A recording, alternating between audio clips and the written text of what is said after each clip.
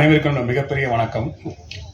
என்னோட சமீபத்த அனுபவத்துல ஒரு நடிகருக்கு மிக கஷ்டமான, ரொம்ப ஜாக்கிரதையா இருக்க வேண்டிய வேலை என்னன்னா ஆடியோ லான்ச்ல பேசுறதும் ப்ரமோஷன்ல பேசுறதும் தாங்க. ஏன்னா நம்ம சொல்ல நினைக்கிறது ஒண்ணு, போய் சேர்றது ஒண்ணு. ஓகே, அதுவே பெரியது. முதல் முறையா இது ஒன்று சொல்றேன், முதல் முறையா இந்த தேட்டர்ல நிறைய என்னோட படத்தோட ஆடியோ லான்ச்சா பண்ணிருக்கேன். முதல் முறையா இவ்வளவு ஃபுல் ஆடியன்ஸை இந்த தேட்டர்ல பாக்குறேன். வந்திருக்க பத்திரிகையாளரோட சேர்ல உட்கார கெஸ்ட் அதிகமா இருக்காங்க. ஓகே, இது அண்ட் முக்கியமா என்னன்னா வந்திருக்காங்க கேசவன் வந்திருக்காரு, நடிகர்கள்லாம் வந்திருக்காங்க. தெரியல யாருன்னே தெரியாத ஒரு எக்ஸிகியூட்டிவ் ப்ரொடியூசர் மணிக்கு தான் பயங்கரமான இங்க ஒரு வரவேற்பு கிடைச்சது. அதுவே புதுமையா இருந்தது. And it's like reunion for me தான் நான் சொல்றேன். எங்க படம் வல்லினம், that's when I first met Nakul. அவரோட படம் நானு அறிவழகன்லாம். ஸோ அறிவழகன் இருக்காரு, நகுல் இருக்காரு. இன்ஃபேக்ட் வரும்போது நல்லா ஞாபகம் இருந்துச்சு. இதே மாதிரி தான் மேலே ஏறும், எங்க டைரக்டர் அறிவழகன் ப்ரொடியூசருக்கு சண்டை போட்டுட்டு இருக்காரு. ஏன்னா அவர் ஏற்பாடு என்னென்னோ பண்ணி ஏதோ பண்ணல, என்னன்னு இந்த அறிவழகன் டென்ஷனாகவே இருந்தாரு. Okay, I think is very cool now. Okay, and thanks. Arivazhagan என்னோட அலினத்துக்கு மட்டும் டைரக்டர் இல்லை, இந்தியன் டூல பார்த்து என்னோட ஃபர்ஸ்ட் சீனுக்கும் அவர் தான் டைரக்டர்.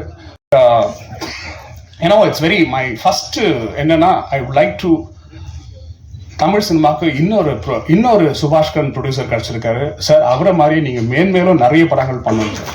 இது மை ட்ரூ விஷ். உங்க வரவு நல்வரவா இருக்கட்டும். நிறைய மாதிரி தான் வெற்றின்ற இலக்க தெரியுதான் நாங்களும் இதில் போயிட்டு இருக்கோம். அதில் what to say, and Vasco da gamma the Cape of Good Hope அவர் தான் கண்டுபிடிச்சாரு. I hope you, me and all of us will find this Cape of Good Hope. Thank you so much. One more thing, Nakul good actor. இந்த மேடையில two excellent fathers are sitting. நிறைய பேருக்கு தெரியுமான்னு தெரியல. One whom I admire is Mr. K. Ravikumar. Yes. ஆனா நகுல் மாதிரி hands on father. Vanmathi ஒரு வாட்டியும் பார்த்துட்டு ஏய் நகுல் சுத்தி பண்ணி ஒரே பயமா இருக்கும். ஐயோ இவன் எதுக்கு இந்த மாதிரி ஓவரா பண்றான் இதெல்லாம். ஏன்னா வீட்டில் பார்க்கும்போது நம்ம மனைவில இதெல்லாம் எதிர்பார்க்கும். நான் சொல்ல வான்மதி இதெல்லாம் பார்த்து ஆச்சரியம் மட்டும் தான் பண்ணலாம், இன்ஸ்பயர் கூட ரொம்ப அப்படியே ஐ வாஸ் ரொம்ப பிரமிச்சு போயிட்டேன். Then I sent a message to Mr. Shankar. I said, Aditi கல்யாணம் ஆகும்போது ஒரு 50 பத்திரிக்கை உங்க சார்பில் நான் தான் தரணும் அப்படின்னு. இதை ஏன் இங்கே சொல்றேன்னா, ஐ வாண்ட் டு சோஷியல் பொது மீடியாவில் பதிவு பண்ணுறதுக்காக, because I really meant it.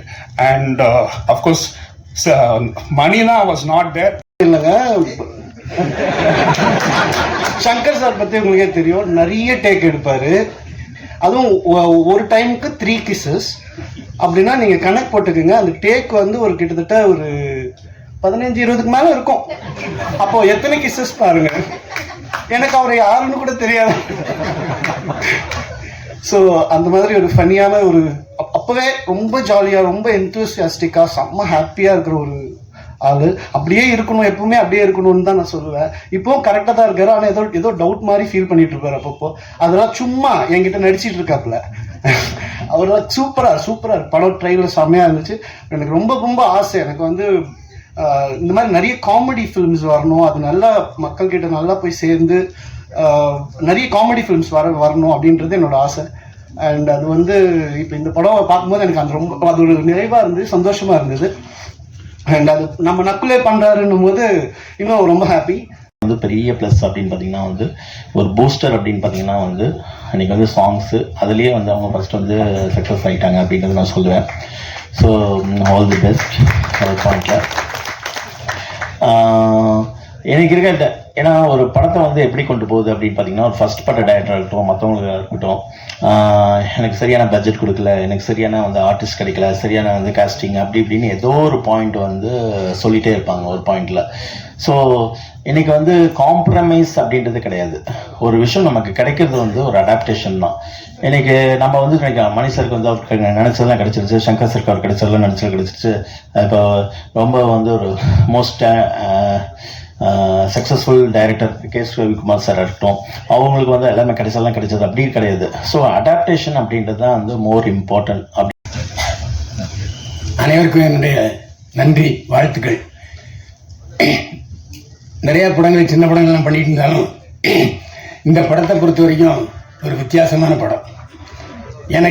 நான் என்னுடைய விமர்சன அனுபவத்தில் மகாராஜா படம் ஒரு சீரியஸ்னா, இது அதுக்கு நேராக காமெடி. கே. ரவிக்குமார் சார் இது வரைக்கும் பண்ணாத ஒரு கேரக்டர் பண்ணியிருக்காரு. அந்த கேரக்டரை பற்றி நான் பேசினா சஸ்பென்ஸ் அவுட் ஆயிரும்.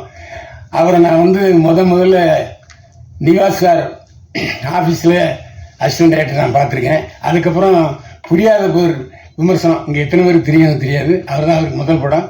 சௌத்ரி சார் அந்த படத்துடைய ப்ரொடியூசர் இல்லைட்டா நம்ம குட்லக் தேட்டரில் தான் பிரிவு போட்டாங்க. அப்போது நான் பார்த்துட்டு நல்ல கமெண்ட் சொன்னேன். அதுக்கப்புறம் அவருடைய தொடர்ந்து நிறைய படங்களில் போட்டிருக்கேன்.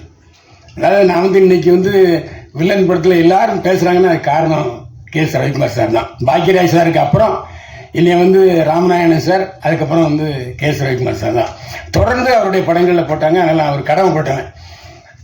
அவருடைய சீடெல்லாம் இந்த படத்தில் ரொம்ப நாளைக்கு அப்புறம் பண்ணியிருக்கிறேன். நகுல் வந்து எத்தனையோ ஹீரோஸை நான் பார்த்துருக்கேன். ரொம்ப ஜாலியாக ரொம்ப நாளாக பழகின ஒரு மாதிரி பழகினாரு. கமெண்ட் செக்ஷனை ஏன் வேண்டாங்கிறீங்க? கமெண்ட் என்பது பட்டை தீட்டின வயிற மாதிரி. உங்களுடைய நல்லா இருக்கிறத அவன் கமெண்ட்டை ஏன் நீங்கள் டெலிட் பண்ணி சொல்கிறீங்க ஜெகன்? அது சரியில்லை. ஏன்னா அப்போ தான் நம்ம யாருன்னு தெரியும், நாம் என்ன பேசியிருக்கோங்கிறத அவன் கமெண்ட்டில் சொல்லுவான். நான் சில சொல்லுவாங்க சார் கமெண்ட் எடுக்கலான்ட்டு. வேண்டவே வேண்டாம், கமெண்ட் வைங்க. அதுதான் நம்ம அடுத்த கட்டத்துக்கு கொண்டு போவோம். ஒன் அண்ட் ஒன்லி ரீசன் வந்து மை மாமு நகுல் வந்து